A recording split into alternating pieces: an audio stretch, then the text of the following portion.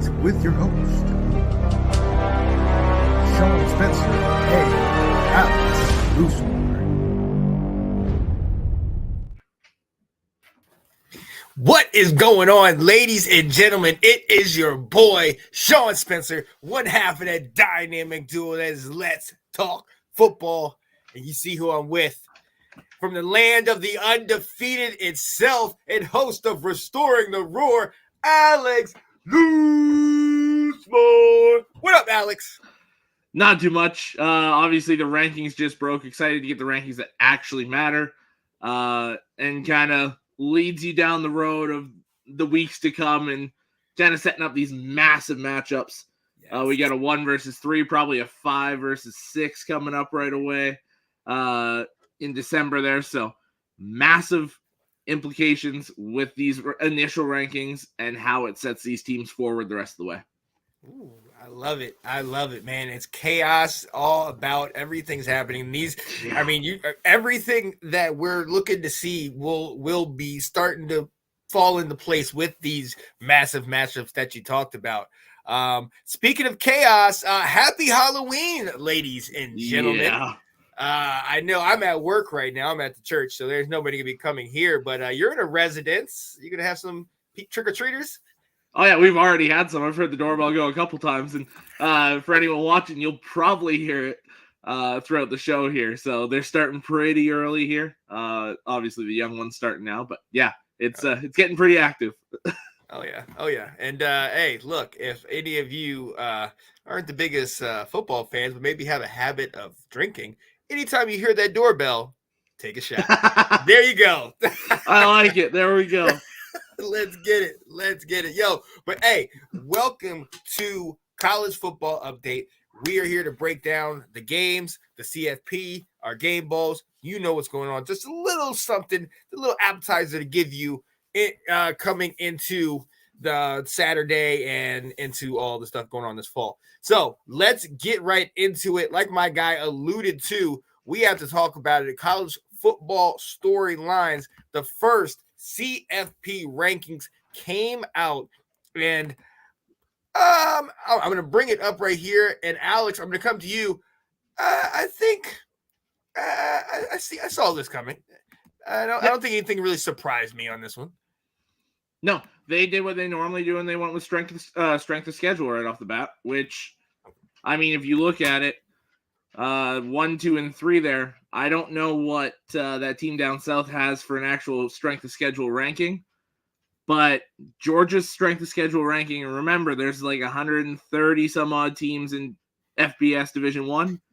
Mm-hmm. Georgia's strength of schedule rating is 100th out of 135, we'll say. Wow. Michigan's is 111th so far. So these two teams, now obviously they've got their full plate in front of them. I mean, like, obviously after Purdue this week, we go to Happy Valley to play the number 11 Penn State Nittany Lions. Mm-hmm. And then 4 weeks from now, we're playing that number 1 team in Ann Arbor. Mm-hmm. So we've still got everything in front of us. Georgia, the exact same. But based on strength of schedule, this is really how it should be. Yeah. Absolutely. And you look at the 4, so it's Ohio State at 1, Georgia at 2, Michigan at 3, Florida State at 4, and this is kind of how both of us had it. Obviously, a week ago I had OU, and I must be a jinx because, as you see, they're down to 9th at 7-1 after that loss. But we saw that coming. I mean, UCF took them to the wire the week before, so. But then, look, you got the 2 Pac-12 teams, 2 teams that have played this year, came down to the wire, and Washington got the dub. And the way it's looking, Washington and Oregon might meet again. How do you feel about that? Washington being 5, Oregon being 6. I fully understand this, and I actually kind of like it because what they're saying here is there's literally that field goal difference between Washington and Oregon. But you can't really put Oregon above a Florida State. Right. So it's got to be Washington 5, Oregon 6 there. To me, that totally makes sense. And I'm in the belief with a lot of people that if they do match up again in the Pac-12 title game, it's actually going to go to Oregon this time and not Washington.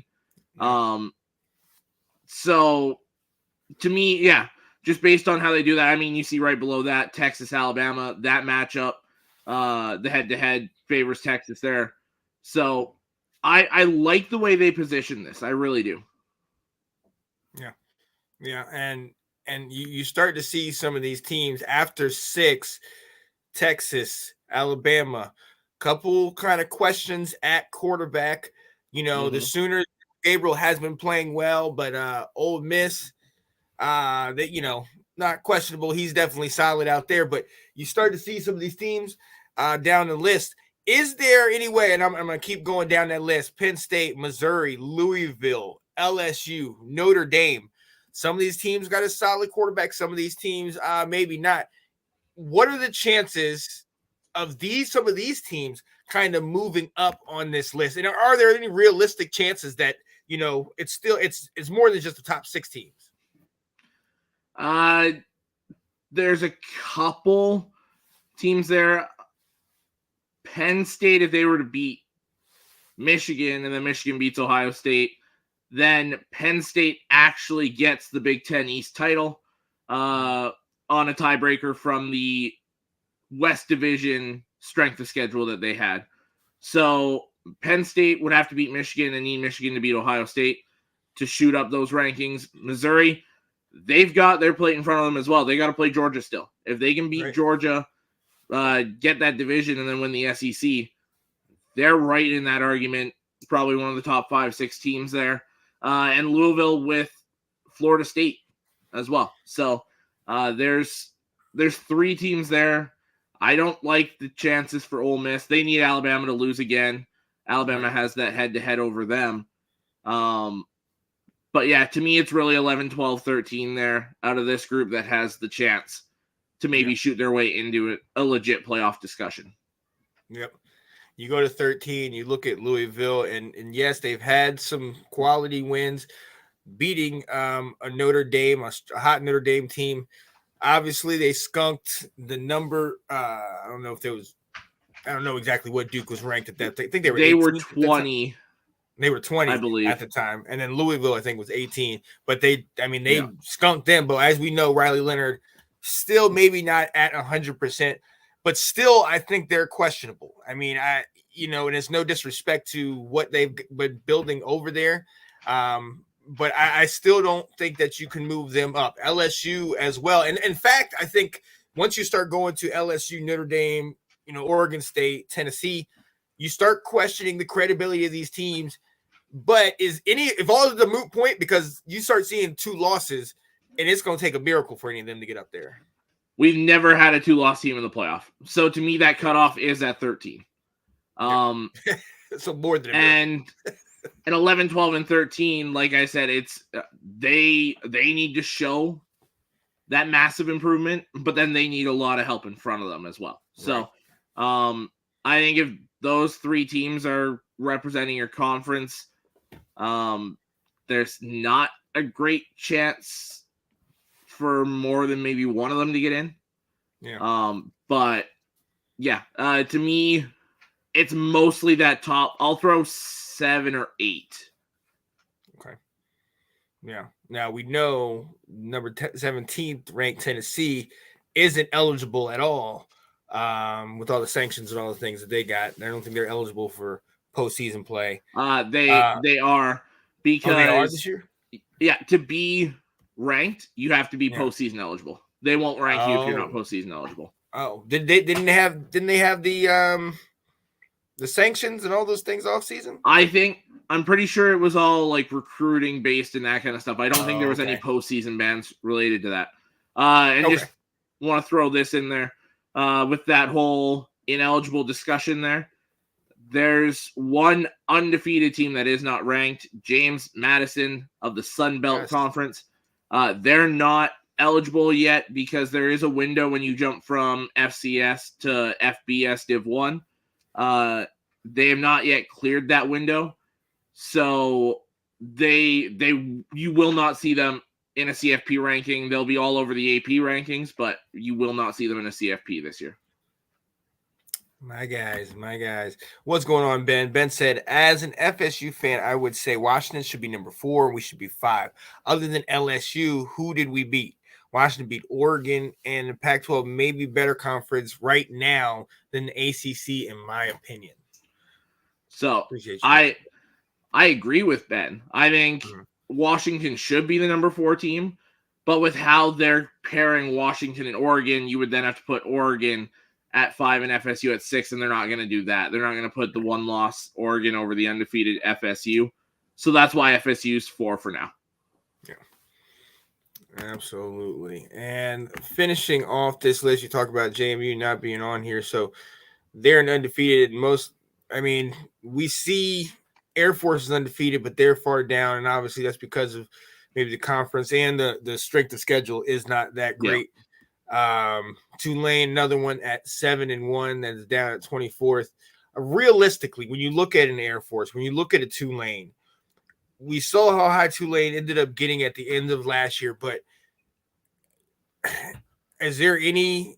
I won't even put really Air Force in there because it's just not much chance for them to get it. But what about a Tulane? Is there a chance for them if they stay with just the one loss, and they'll need help? But no, well, and here's the thing is, I don't think there's any shot for either of them for the CFP itself.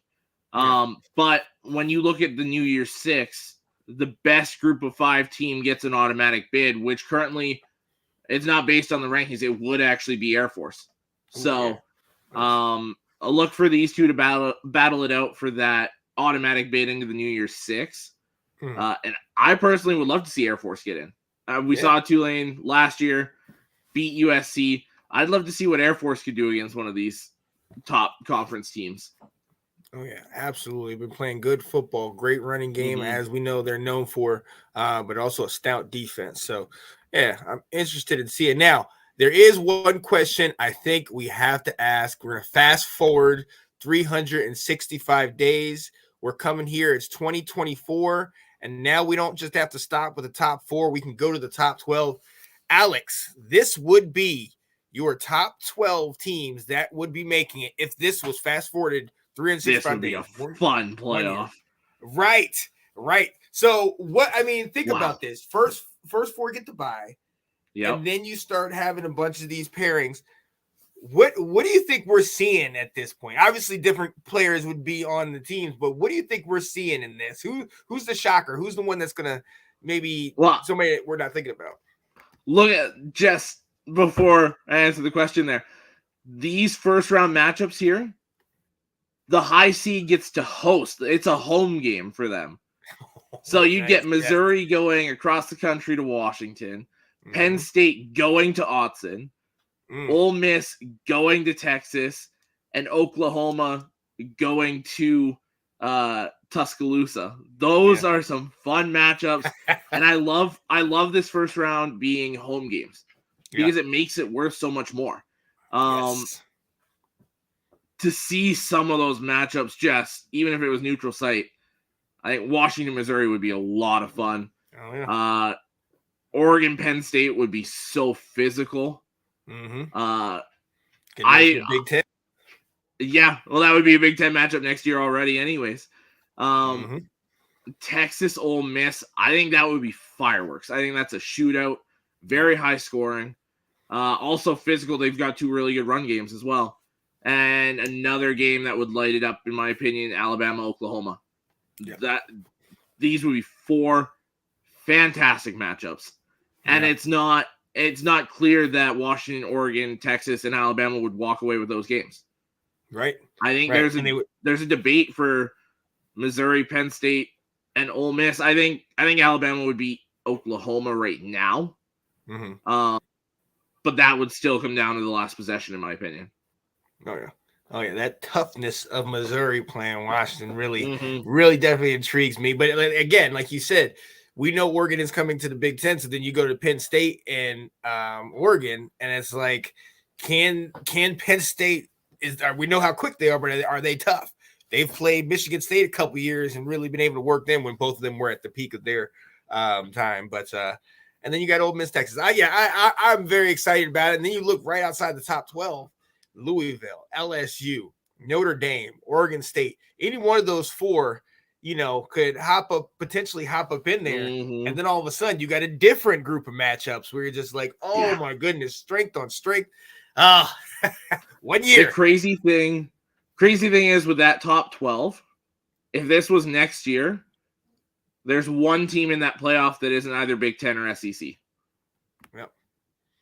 Which is wild. Yeah. Good gracious. Yeah, that is insane. Now remember, with the playoffs next year, as of now, it's still the Power 5 conferences. Their champions get an automatic bid. Yeah. So, as of this point next year, well, that playoff next year, currently one playoff spot is either given to Oregon State or Washington State because the conference has 2 years to try and build back up. Oh, right. To at least 6 teams. Wow. So, if they stay in the conference next year, as it stands now, one of those 2 teams is guaranteed one of those 12 playoff spots. Wow. See that? They stuck it out, and now they get themselves a playoff spot. Look at that. Craziness. Oh, man. So, look, this is what it is right now. This is our top 4. This will change, obviously. Ohio State, Michigan has to play. Most likely Washington and Oregon will play. Number of these matchups. Georgia plays Missouri this weekend. So stay tuned probably for get this. Alabama. If they win that game, it'll be Georgia, Alabama, most likely in the SEC title game. Like Washington, Oregon in the Pac-12 title game. Probably Texas, Oklahoma in the Big 12 title game. Come on. A whole boatload of matchups within that top 12. Yep. So Michigan, Penn State, like that, yeah. Man, come on, buckle your seatbelt, ladies and gentlemen, because it's gonna be a bumpy ride. It is gonna be a bumpy ride, and I am here for every bit of it, ladies and gentlemen. All right, we are gonna go ahead and move right along. That was our talking about the CFP rankings. Week 9 is upon us, and we saw the rankings.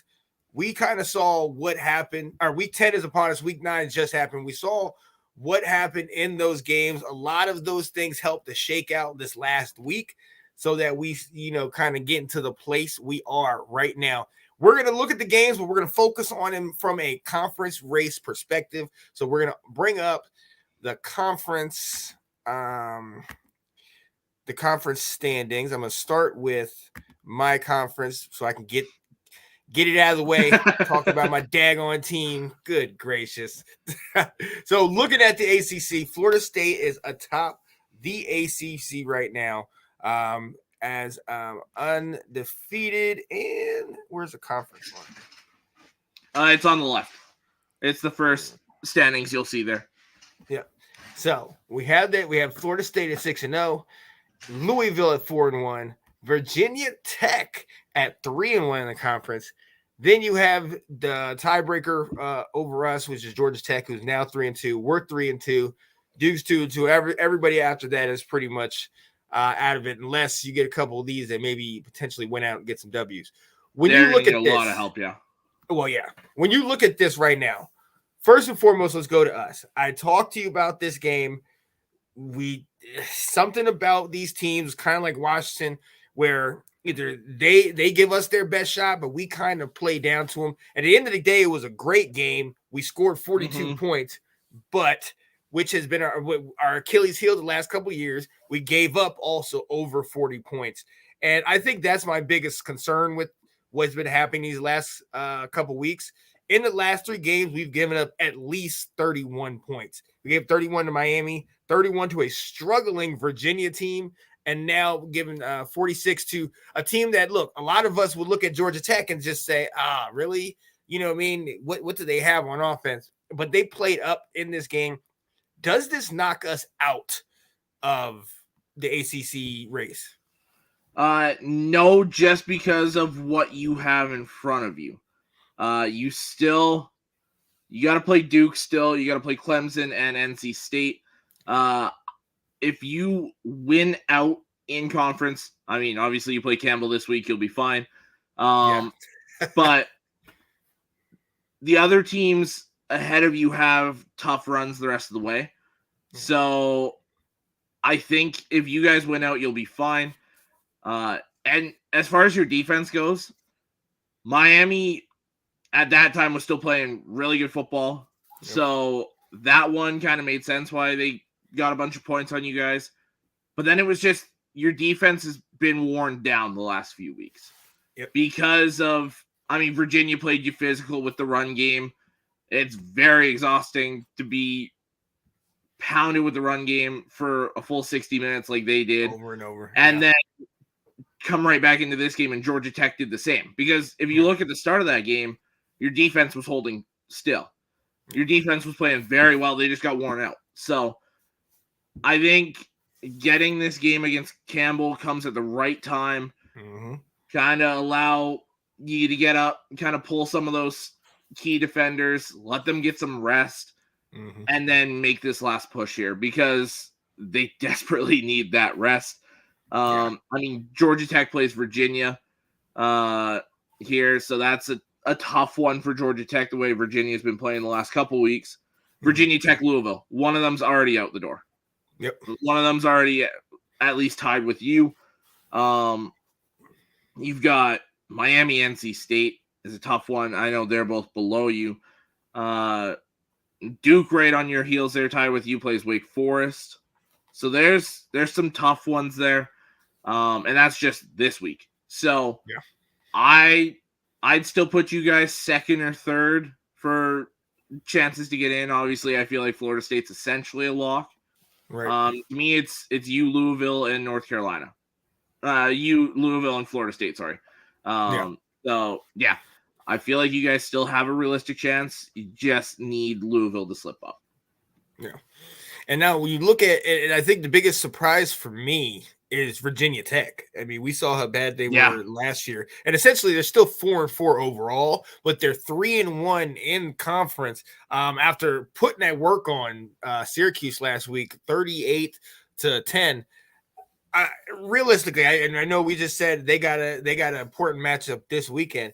Realistically, could we see them make a run at this thing? I mean, the record says so, but what do you think?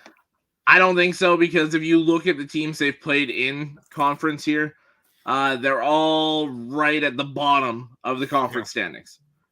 So the only time they played one of the teams that's higher up in the conference standings was FSU. They got whacked. They got Louisville they're on the road to Louisville this weekend. Then you've got Boston College on the road again. Then you host NC State. Then you go to Virginia. That's tough. Yeah. So I think they're going to fall out. And I think, I'd probably put Georgia Tech and Duke as the two teams right behind you there. But again, I don't like Virginia Tech's chances. Yeah. Very surprised to see them up this high, but especially with this matchup coming up this weekend, this could be the end of that, at least that conference Cinderella run for them. They're putting wins together, so I definitely like that. But at the end of the day, we're all chasing Florida State. As you see, they're undefeated overall on 6-0 in conference. So for us, like you said, we got to win out, see if we can keep up with it. But it's going to be a hotly contested race later down this year. Let's move on to you and your conference, because there was some interesting things that happened this week. Let's go with it. Obviously, the usual things happen. Let's go, first of all, to the Maryland game. Maryland was one of the teams that we thought was going to be up there challenging you guys. And mind you, they could still play tough later in the year when you guys got to play them. But I think you agree with me. This is a shocker, man. Northwestern? Northwestern, they took Penn State to their absolute limit. It was tied at the half, if I'm not mistaken, and then Penn State just kind of out-talented them the rest of the way. So when I saw it close late in the game, I was like, Maryland, they're better. They'll just out-talent them, similar to Penn State, and they'll pull away late, and then it just didn't happen. So, props to Northwestern. They're right in the middle of that Big Ten West race, which is packed as ever. It's always loaded like that. But But yeah, Maryland has been pretty disappointing this year in conference. So, I mean, you look at it, they're 2-3 in the conference and 5-3 overall. So they're undefeated outside the conference. They just can't get the wins in conference this year, which is huge. Huge. And at this point right now, you got the Rutgers just ahead of them. But let's be honest, in the East, it's a 3-team race still with Ohio State and having the tiebreaker. But right now, Michigan and Ohio State, that one right now, you guys are on a collision course down the way. We've seen Ohio State play. They got the W over Wisconsin by 2 touchdowns. Are you impressed? I know a week ago you weren't as impressed. I mean, they're consistently winning. They're getting it done. Marvin Harrison Jr. is starting to ball out. What do you think about Ohio State for what you've seen? I'm more impressed as the season goes on with that defense. But I'm still not concerned. That offensive line is still real bad. And then McCord is decent. I wouldn't even say he's good yet. There's multiple quarterbacks in the conference I'd take over him currently. I think he's got a really good set of weapons, a really good defense right now. But I do still think the division is ours to lose. Gotcha. Yep. Yeah, you had to throw the S on the end of Michigan there, Ben. Nice. I see you. Yeah. And that's the way it's looking. I mean, again, it's played on the field, but right now I think you guys are pretty set. Now, on the flip side, with Wisconsin getting the loss, they're now in a 4-way tie for the top spot in the West with Minnesota, Iowa, Wisconsin, and Nebraska. Nebraska getting the big win over Purdue. Yeah, they're quietly moving up the pack at 5-3. Man, what you think about them coming up late? Yeah, and this is an interesting one because we knew they'd struggle early with Matt Rule coming in, getting that new system in place.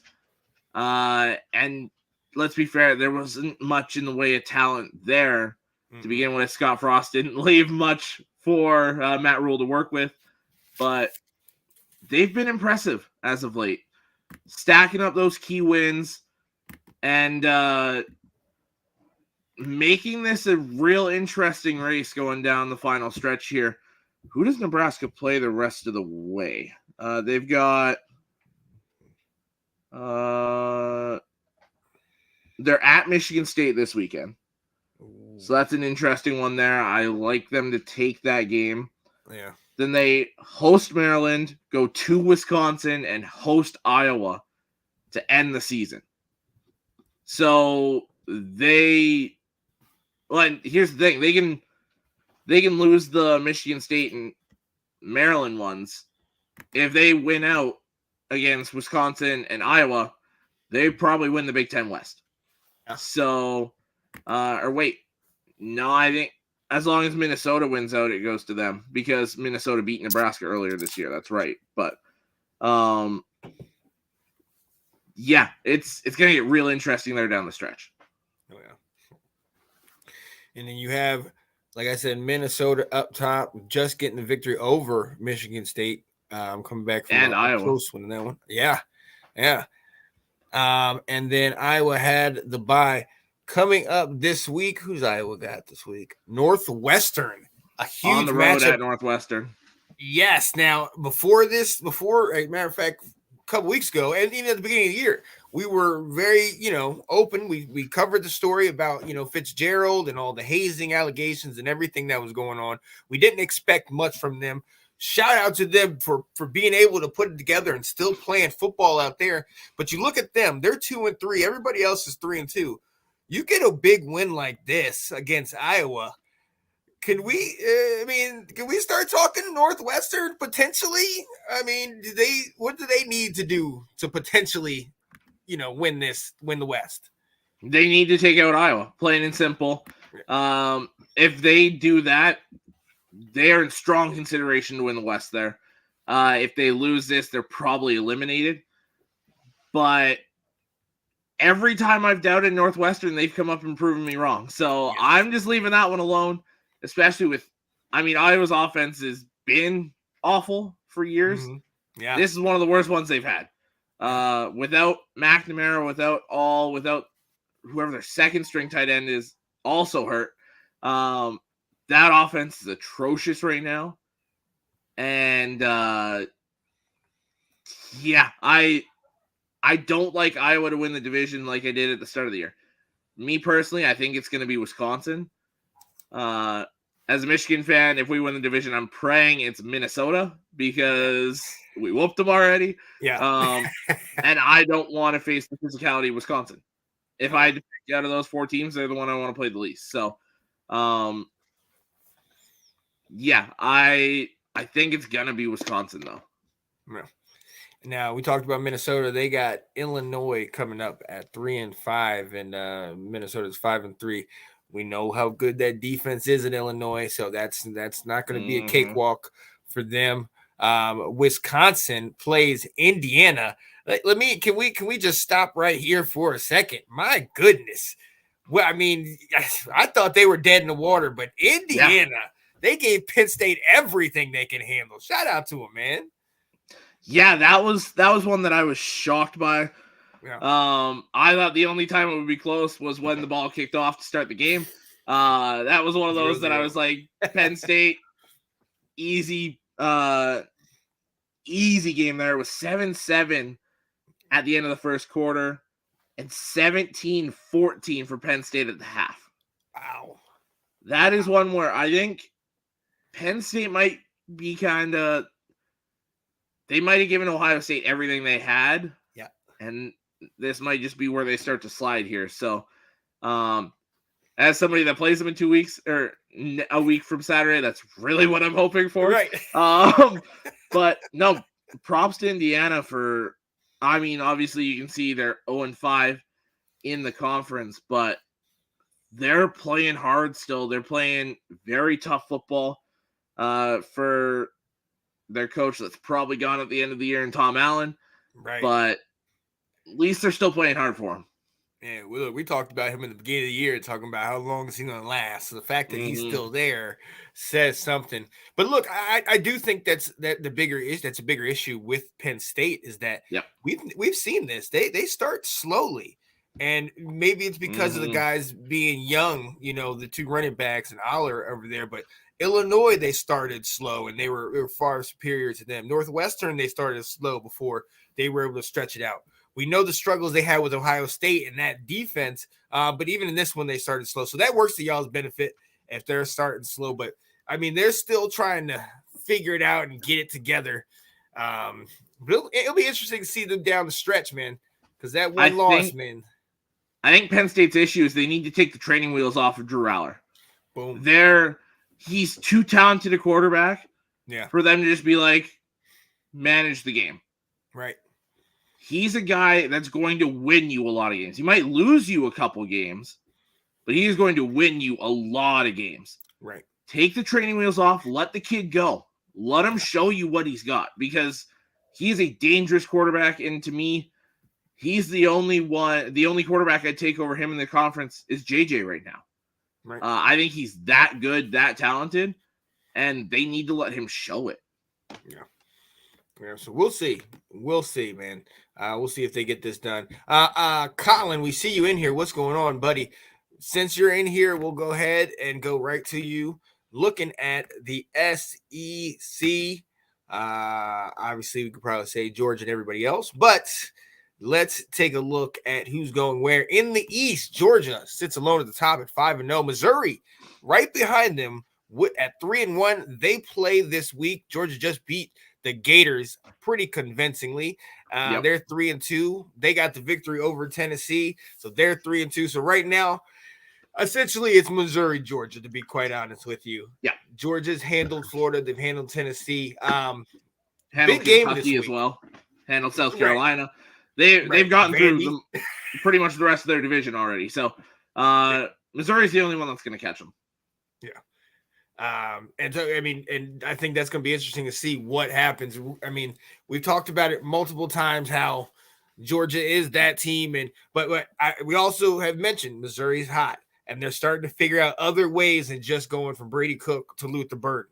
Cody Schrader, he had your game ball last week. A number of those other wide receivers are starting to get some targets, and now all of a sudden that offense is getting a little bit more wide open. But it is still Georgia, so we'll see about that one. And a Georgia team that's waking up. They are playing well. To me, I know what the rankings say, that Georgia, Michigan are 2 and 3. I still feel like those two are clearly the two best teams in college football. And they're starting to show it week by week here. And yeah, Delp showed up in place of Brock Bowers. That defense is starting to wake up and play some legit Georgia football. I think Missouri will make a game out of it. I do still think Georgia will win.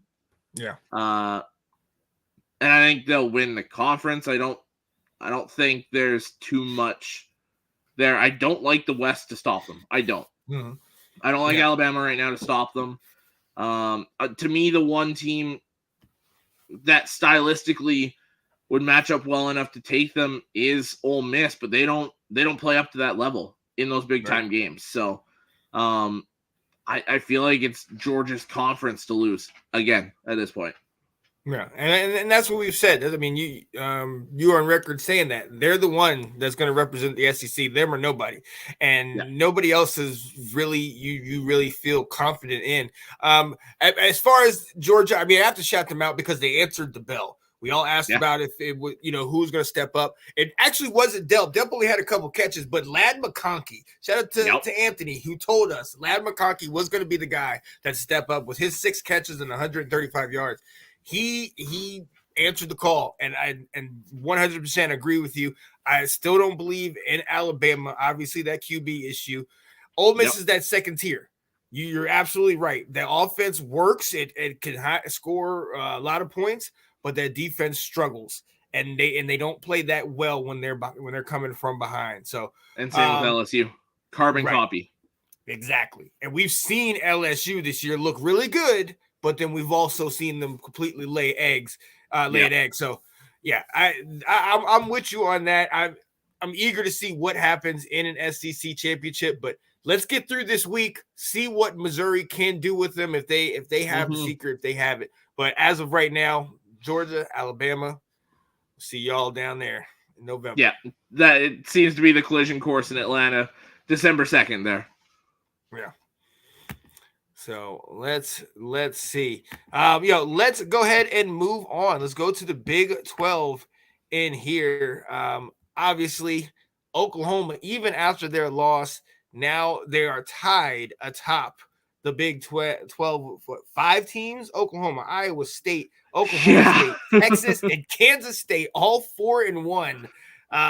And we know Oklahoma beat Texas. We know what Texas beat Kansas State. We know, you know what I mean? All Oklahoma's playing Oklahoma State. This one right here, this race right here, you want to talk about a hot race. Then you go right under that Kansas, West Virginia, both with only 2 losses. What are you looking at in this, man? This is the one that excites me. I am looking at this week and this week specifically. You want to talk about those top 6 teams? They all play each other this week. Yep. You've got Kansas State, Texas, so you've got 4 and 5. Yep. You've got Oklahoma State, 1 and 3. And then you've got Kansas, Iowa State, 2 and 6. Good God. Good Lord. Yep. What a week for the CFP rankings to come out and these conference matchups. Because we're going to narrow it down to 3 real quick. Yep. Absolutely. Which way do you think it goes? I mean, OU obviously still up there. Texas, let's see what happens when they go up against maybe a couple tougher teams. The longer they have to play without Quinn Ewers. But who do you think's the top 2 or top 3 guys when it'll shake out? I think top 2 is still Oklahoma, Texas. I think the way Malik Murphy played this past week, I know it was against BYU, but I think they sustained this long enough. Them being at home against Kansas State really helps. But with that physicality in the run game, that offensive line, and the way that defense is playing, I think they can do enough to hold Kansas State off. And as soon as they get Quinn Ewers back, they're fine. I think their poor clock management, like if you improve that clock management, they're undefeated in the conference. I think they would have beat Oklahoma there.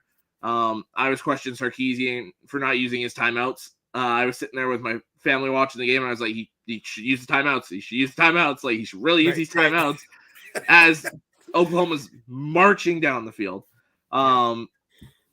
So, yeah. But, yeah, I like Oklahoma over Oklahoma State this week. I like Texas over Kansas State. And I like Kansas over Iowa State this week. So I think those will be your top 3 going into next week.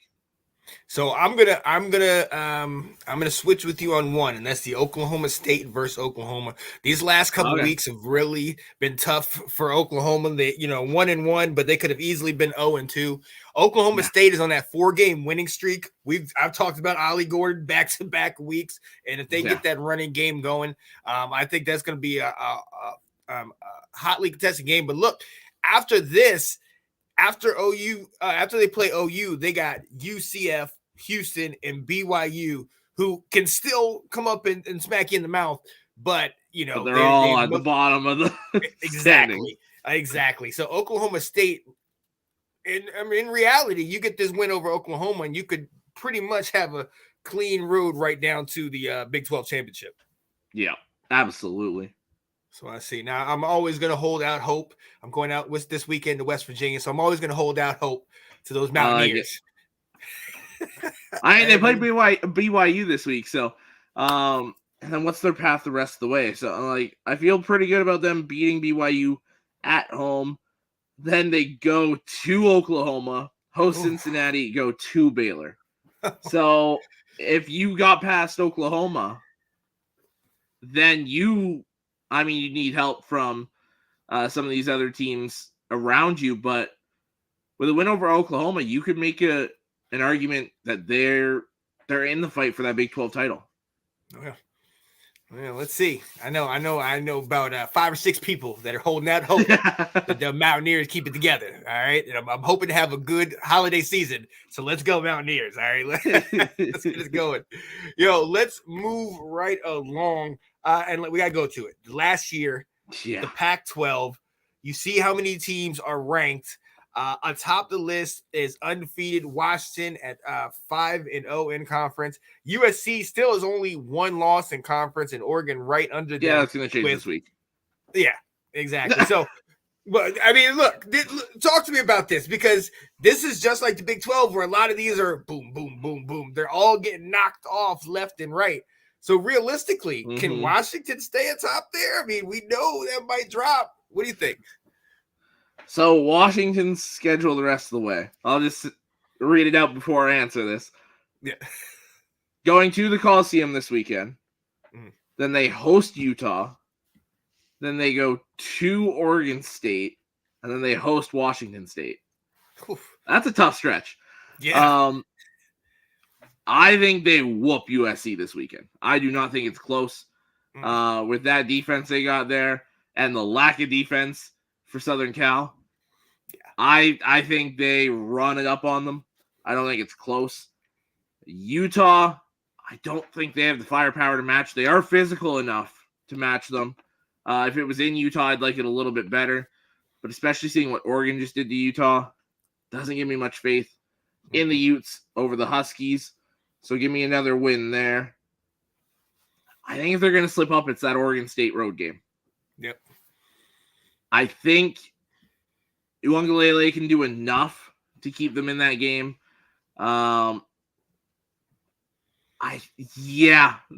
part of me that says they slip up that game. That's the only game I see them losing, though, until potentially the Pac-12 title game. And that's, honestly, I think right now, one could make the argument that maybe Oregon could be also a hope, but Washington is the hope of the Pac-12 right now. Washington getting it. Oh, go ahead. Yeah, I was gonna say in Oregon, depending on if they play again in the Pac-12, and Oregon stays clean. Oregon's got, I believe they got Cal this week, and then they got USC coming down, and then Arizona State, and then obviously at the end of the year they have Oregon State. So it's not an easy schedule. But if they 3 of those 4 games are at home, right? And if they were able to meet Washington in that Big 12 championship, you talked about it, they could. I mean, they only lost by 3, and they lost because they gave Washington another opportunity. They could have easily, maybe not easily, but they were winding the clock down. So that could definitely go the other way. Well, and Oregon had the chance to kick that field goal. They kicked the field goal as time expired. So they had the chance to send that to overtime, slipped up. And I think that's why, like I said before, why they're like this in the rankings, why they're 5 and 6 there. I like Oregon to win out. With 3 of those 4 games being at home and the only road game there being Arizona State, I think they handle business. I think they make the Pac-12 title game with only that 1 loss, and that 1 loss being in conference. Yeah. I mean, the way that they're playing right now, man, they're definitely a favorite for sure. Mm-hmm. Then you go down the list, you see, obviously we talked about Oregon State, Utah, who's been playing inspired football, but without Cam Rising, and this last week is just too much. Arizona, I love that Arizona right here is in the middle of the pack. Fafita has been playing his butt off, man, as a true freshman, and I love seeing them up there. And then UCLA. Then you go past that, and obviously these guys are not in the running. But this is where you start looking at Colorado and going back to things we said in the beginning of the year. In conference, they're 1 and 4.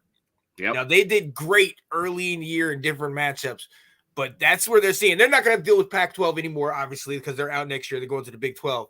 But what is this saying right here? That conference games, you could not get those done in-house.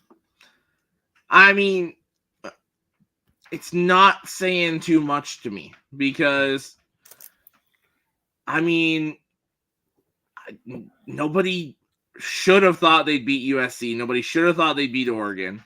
Yeah, I don't think it says too much, honestly.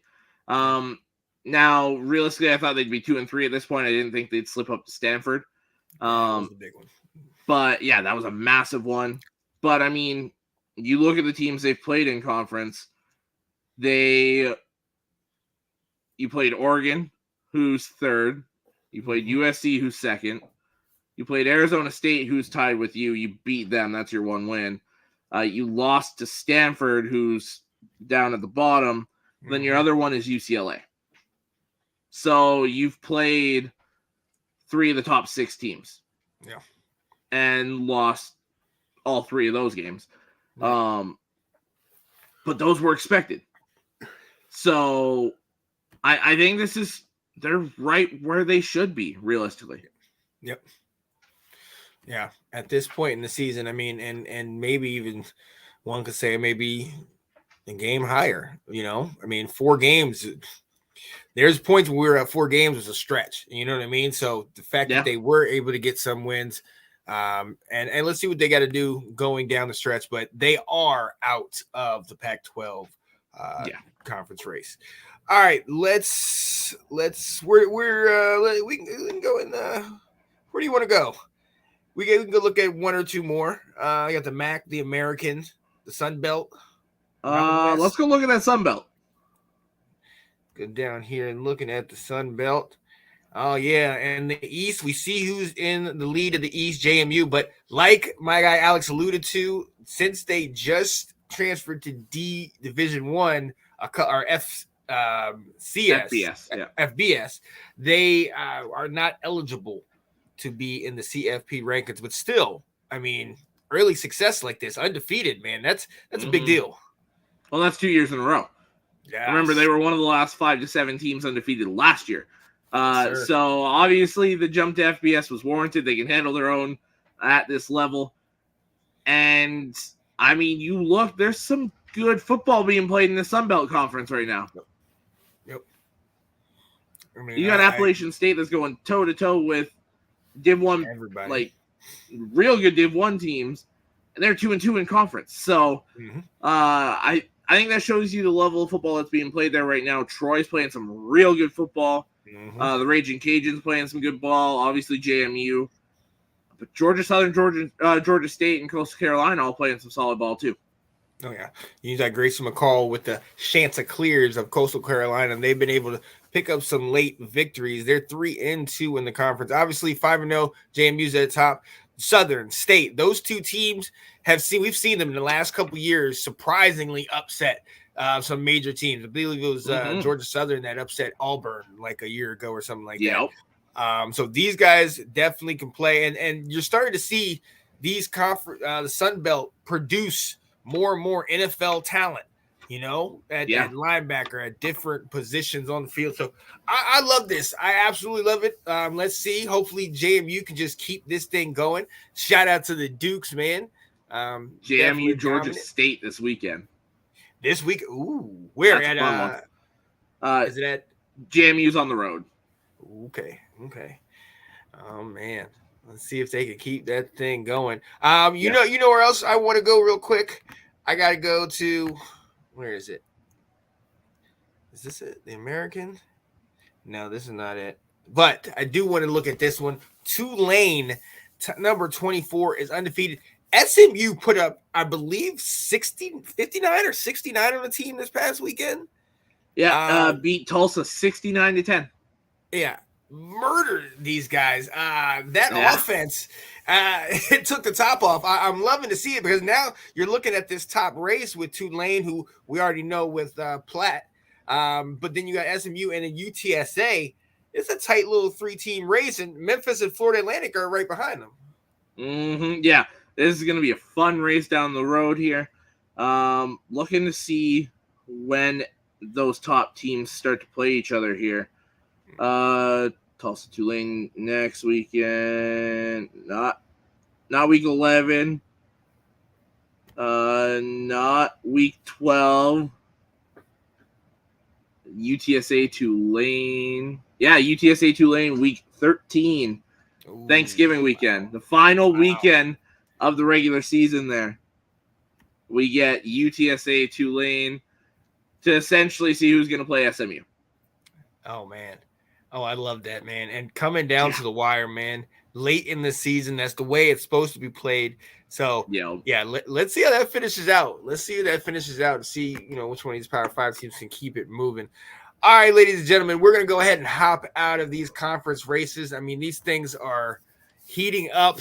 You can just warm your hands on them, man, because they are on fire right now, man. And I can't wait to see how these conference matchups play out. All right, ladies and gentlemen, we're going to move right along. Week 9 came and went. So as we always do, we are going to give our Week 9 game balls. I'm going to go ahead and start.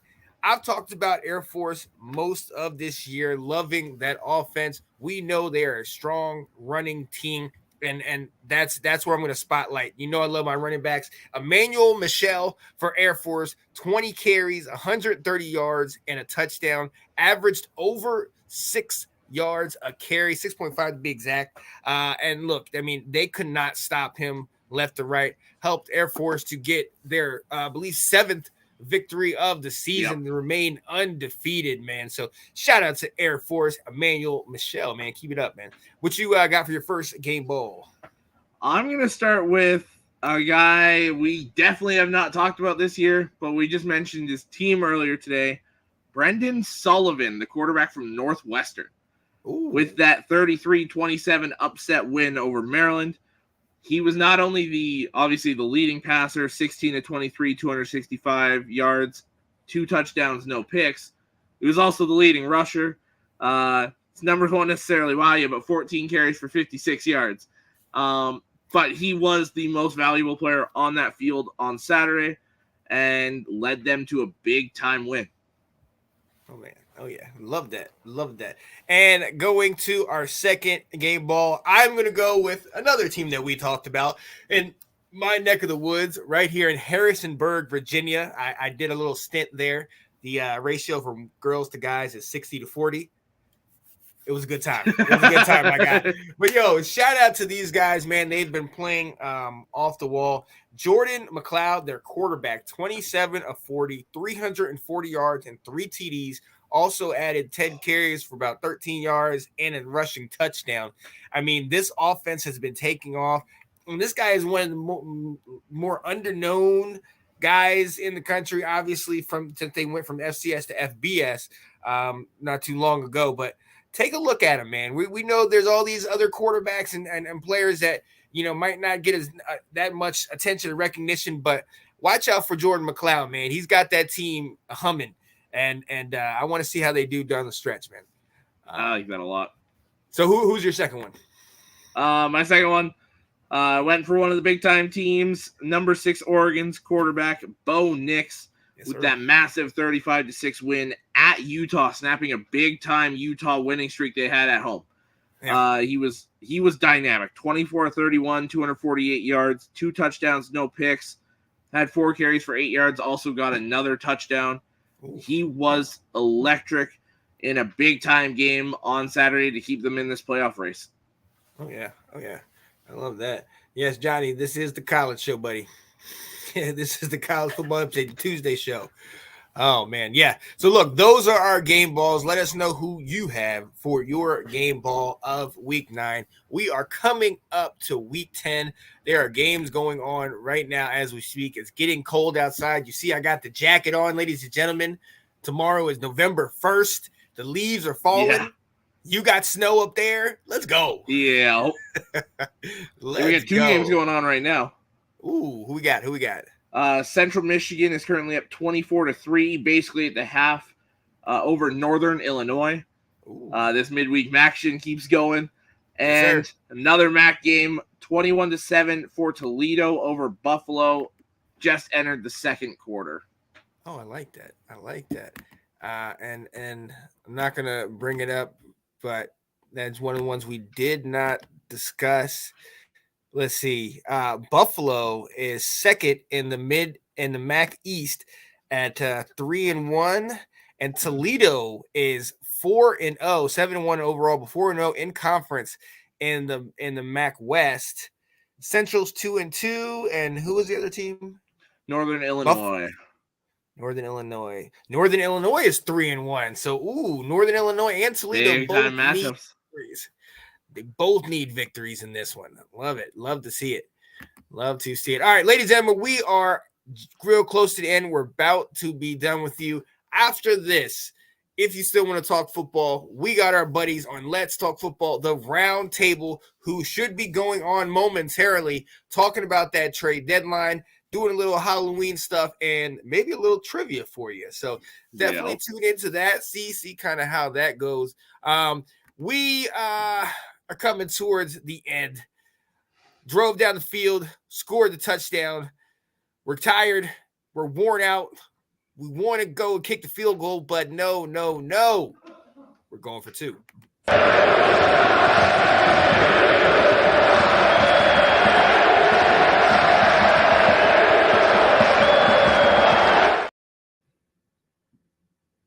Yeah, buddy. We are going for 2. Alex, what is your going for 2 today? So I'm going to take a more kind of non-football route here. Make sure you're just taking care of yourself, whether it's physically, mentally, emotionally, however you need to take care of yourself. Make sure you do it. There's lots of stuff out there to help you in whichever way you need the help. Whether it's massage, acupuncture, all that, talking to somebody, however you need that help, make sure you're giving yourself that help. Absolutely. And I'm gonna go around the same line, somewhat of just being not football. Consistency. We talk about a lot in football. The offense, consistently run the ball, consistently getting first downs, that type of thing. Doing something that when it's consistency, you can rely on that. I always say, I don't deal with what people say to me. I deal with their tendencies. If they continue to show up day after day after day, I can believe you because I know it. You continue to do it. You haven't given me any reason not to. So I think that's huge with us. It's very easy to kind of be like, I'll say I'll do it and just not show or go off and, do something else. Doing these shows day in, day out, and that consistency, it's a part of my life. It's gotten to the point where it's like, if I'm not on here with you at 8 on a Tuesday, it's like, dang, something's missing. Yep. but I love that. I love that because it keeps me flowing. All right, I know I got to be here. Let me make sure I got this stuff. It keeps me looking up stuff. It keeps me intrigued, and it goes back to what you were saying. You know, mental health is a big deal. And a lot of times we just want an outlet. We just want a reason to get it out, because once you leave everything in, that's when it starts really messing with your whole system. And it's going to come out eventually, you know, but it's better when you have an outlet like this so you can talk and you can just vent and get your feelings out and all that type of stuff. So be consistent, ladies and gentlemen. That's where we are. He said, Johnny said, fake kick. Johnny said, Alex, I feel that aimed at me. Bro, it was for whoever needed to hear it. I needed to hear it myself. So, yeah, whoever needed to hear it. Yep. And consistency of the building blocks of life. Yes. Absolutely. And you know what, man, look, I'm going to go ahead and say it. I know you can agree with me, Alex. Man, we appreciate you, Mr. Johnny Dean. And we salute you, sir. Because you day in, day out are working your butt off. We know, you know, your certain struggles with certain things, man. And we're absolutely here for you and all that. But we really appreciate you, man. I know you opened up to me and, you know, involved me in everything with NFL Edition and you guys. And it really makes my heart smile being on here with you and Johnny and all these people. Mm-hmm. I love doing it. It's the consistency. That's what it is, man. Absolutely. Let's go. Yo, we are gonna go ahead and let you go. Restoring the roar. I keep saying I'm gonna do it, then I don't. The aim is to do it tomorrow. I won't set it. The aim is to do it tomorrow. Talk trade deadline. We got the bye week, so yeah, the aim is to do it tomorrow. So we'll look for it. If it's not there, we know it's coming. Yeah. Yo, Johnny said, I got your bags, both you and Alex. You know that, right? Oh, absolutely. Absolutely.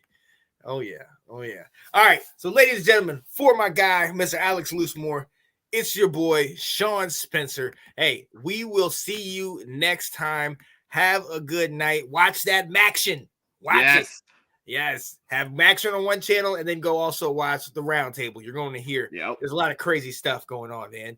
Montez Sweat and Chase Young left. Oh, God. I can't wait for Washington Football Weekly tomorrow. Oh, my goodness. We got some things to say. Good gracious. All right, we're out of here, people. We'll talk to you. College Football Update with your host,